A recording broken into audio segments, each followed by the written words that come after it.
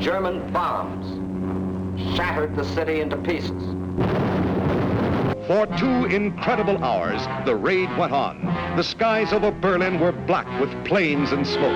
An unbelievable nightmare, both on the ground and in the air. From brutal clashes to staggering losses, these deadly wars stand as some of the most catastrophic in military history. I'm James Hanson, and today we're exploring the bloodiest battles that shaped nations and forever altered the course of history. So, brace yourself as we dive into the devastation, the key moments, and the far-reaching impact of the deadliest conflicts ever fought. Welcome to our countdown of the top 10 deadliest battles of all time.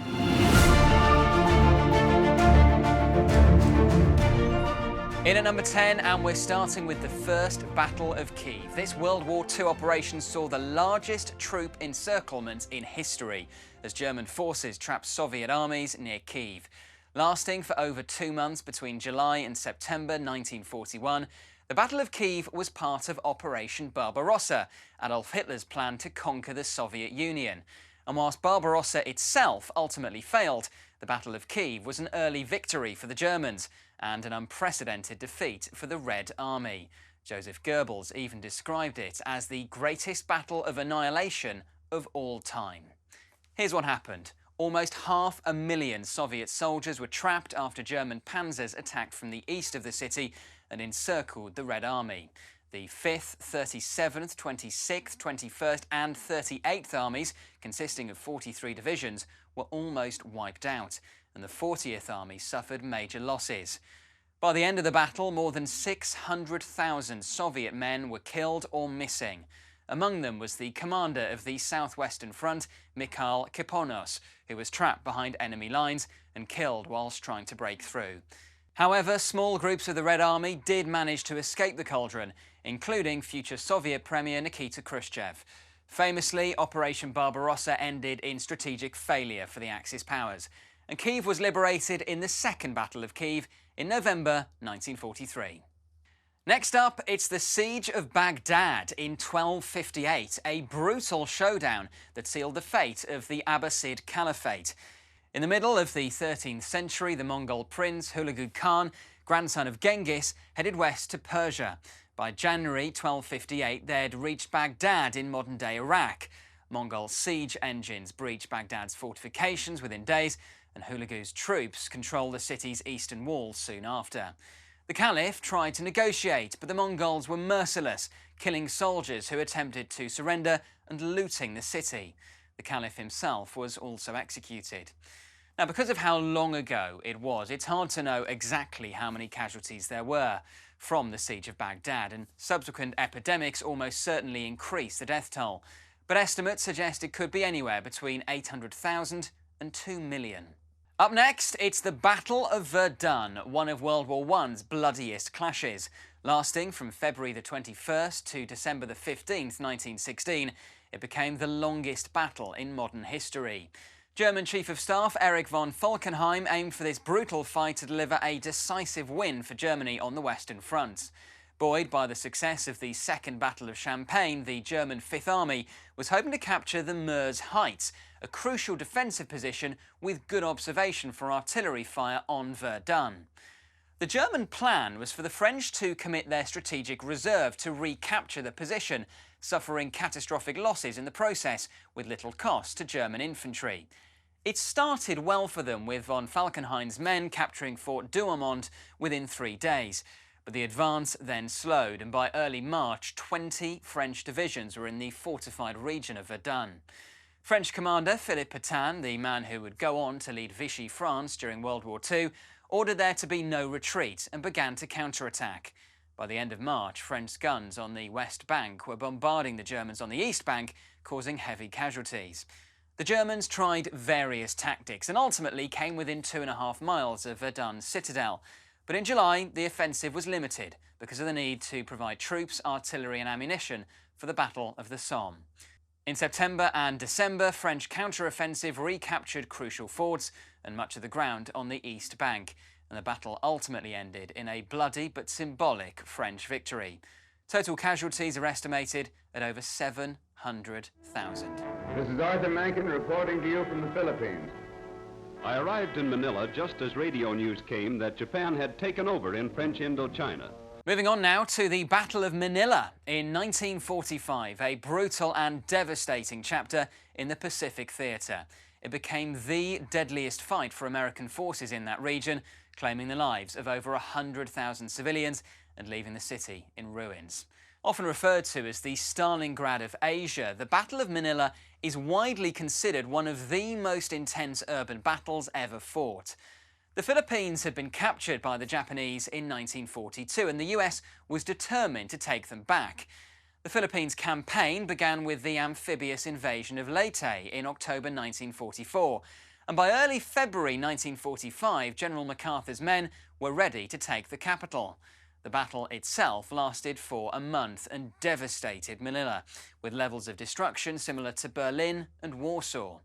During the battle, the Japanese forces committed mass murder against Filipino civilians, and the losses were significant on both sides, especially the Japanese.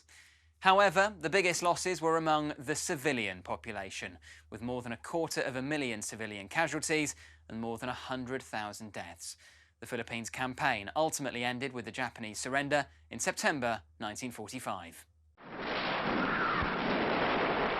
In at number 6, we have the Battle of Kursk, the largest armoured battle in history and a true turning point of the Second World War. This was warfare on an epic scale with sky-high stakes. Lasting between the 5th of July and the 23rd of August 1943, the Battle of Kursk happened just over 2 years after the Nazi invasion of the Soviet Union.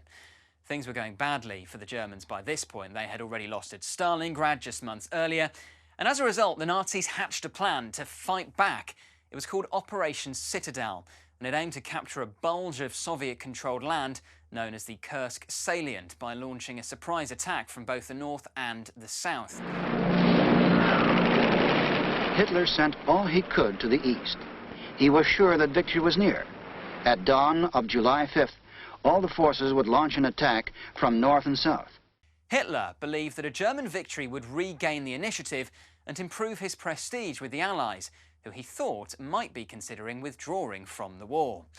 The German assault forces consisted of almost 50 divisions and 900,000 troops, but the Soviets had predicted the attack beforehand and withdrew their main forces from the most exposed positions within the salient.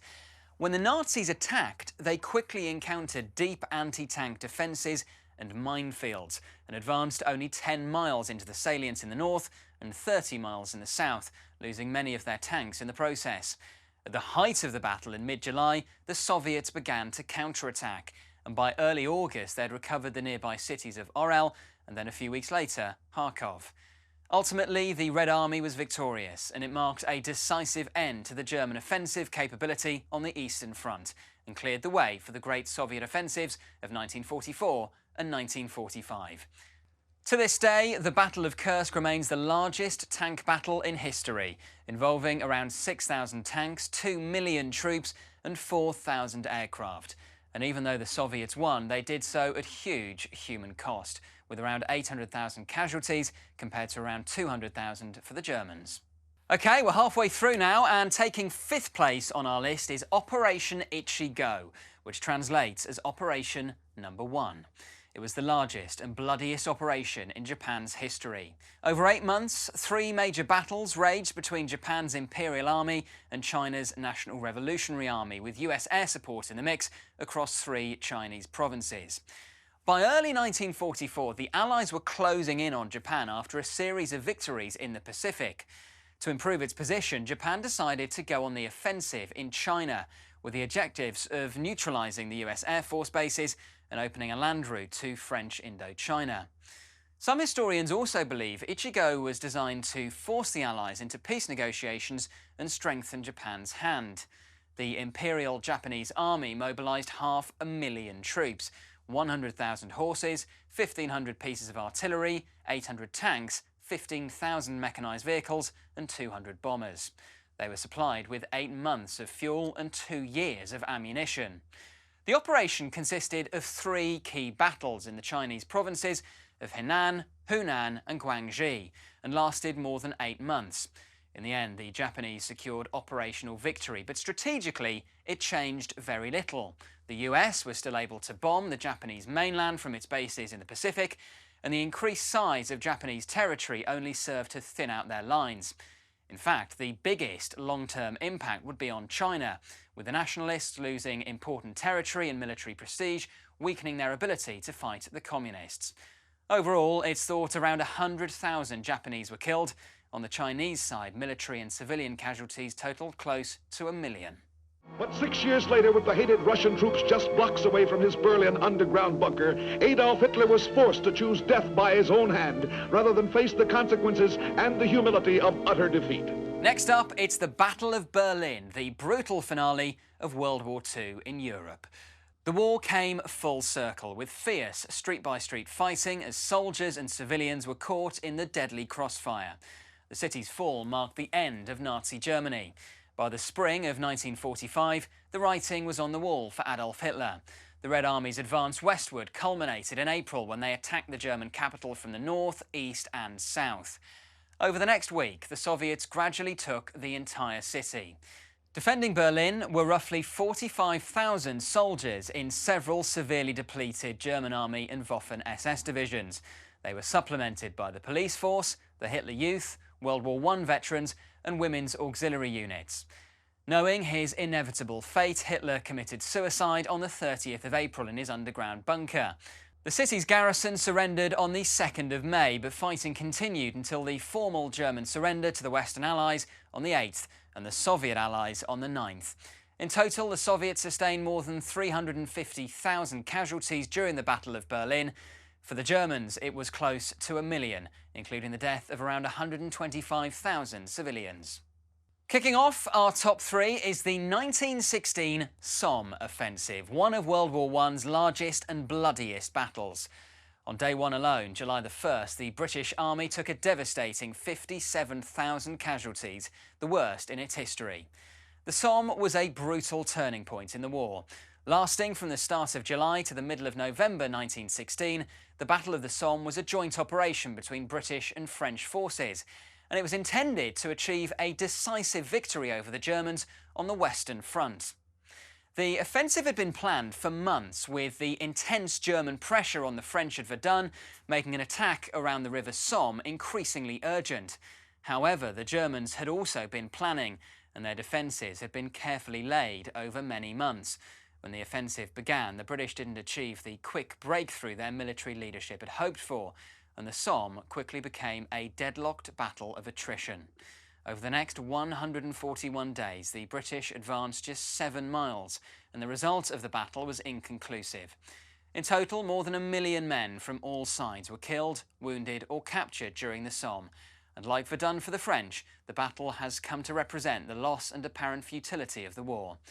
However, many historians do argue that the Somme offensive was a strategic necessity, and the British commanders learned important lessons that would eventually contribute to the Allied victory in 1918. Despite the advice of his high command to the contrary, the German leader ordered his 6th Army to open up the gateway to Asia by taking the historic Russian city of Stalingrad. Moving on now to our number 2, and it's the Battle of Stalingrad, a brutal fight with 1.1 million Soviet and 800,000 Axis casualties, plus 40,000 civilians lost. This was the turning point of World War II, marking the start of the Third Reich's downfall. In the summer of 1942, Adolf Hitler launched a major offensive into southern Russia, aiming to destroy what was left of the Soviet army and ultimately capture the crucial oil fields in the Caucasus. The initial advance went well, and the German 6th Army under General Friedrich von Paulus was ordered to capture Stalingrad. But Stalin demanded that the city that bore his name should be defended at all costs, with every available soldier and civilian mobilized. Stalingrad was heavily bombed by the Luftwaffe, and the ruins became the scene for months of bitter street fighting. By October, most of the city was in German hands, but the Russians clung on to the banks of the Volga. Meanwhile, Soviet General Georgy Zhukov built up fresh forces either side of the city, and in November launched a massive assault to surround and trap von Paulus's army. Forbidden to break out by Hitler, the 6th Army endured until February 1943, when it eventually surrendered.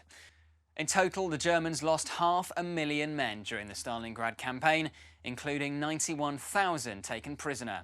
For the Soviets, the death toll was even higher, with more than 1 million Red Army soldiers losing their lives. But as well as being one of the bloodiest battles in history, Stalingrad was also one of the most significant, becoming perhaps the decisive turning point of World War II. And for more on Stalingrad, make sure you check out our episode exploring what might have happened had the Red Army been defeated.